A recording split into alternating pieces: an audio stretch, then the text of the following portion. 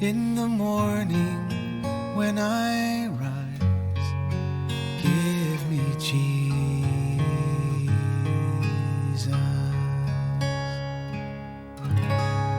Good morning.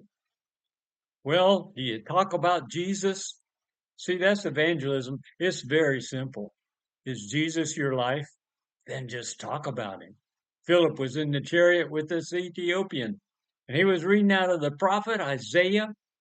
That's the Old Testament, folks. And Philip started in that scripture and he talked about Jesus. And oh my goodness, did it ever grab a hold of this Ethiopian guy's heart?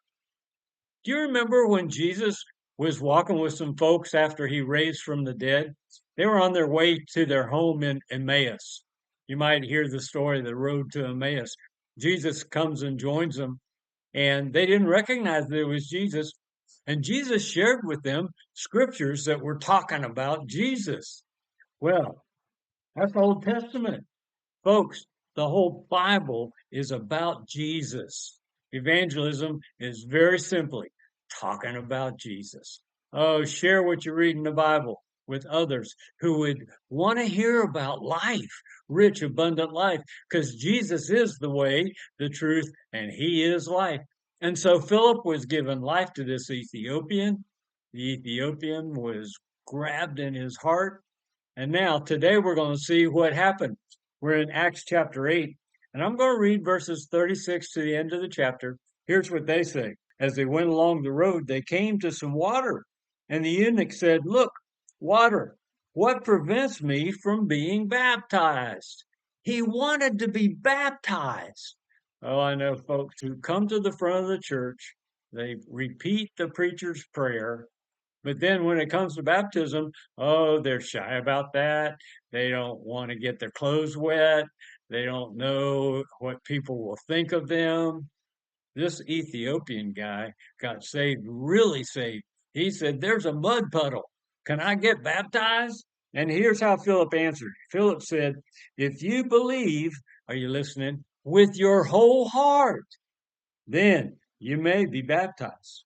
Well, the Ethiopian guy answered and he said, "I do believe that Jesus is the Son of God." And so he ordered the chariot to stop, and they both went down into the water, Philip as well as the eunuch, and Philip baptized him. Well, now, I promised you a crazy story. And here's the crazy part. When they came up out of the water, the Spirit of the Lord snatched Philip away, and the eunuch no longer saw him. But he went on his way rejoicing because he came up out of the water having been baptized. And when you are baptized, if you believe, because it's a spiritual thing, and every spiritual thing takes belief in order for it to make a difference. If you believe like this eunuch did, then you're going to be different, and you're going to rejoice, and you're going to celebrate the new life that you have in Jesus. But now, here's what's crazy. Philip found himself at Azotus. Philip was in a whole different town in a moment.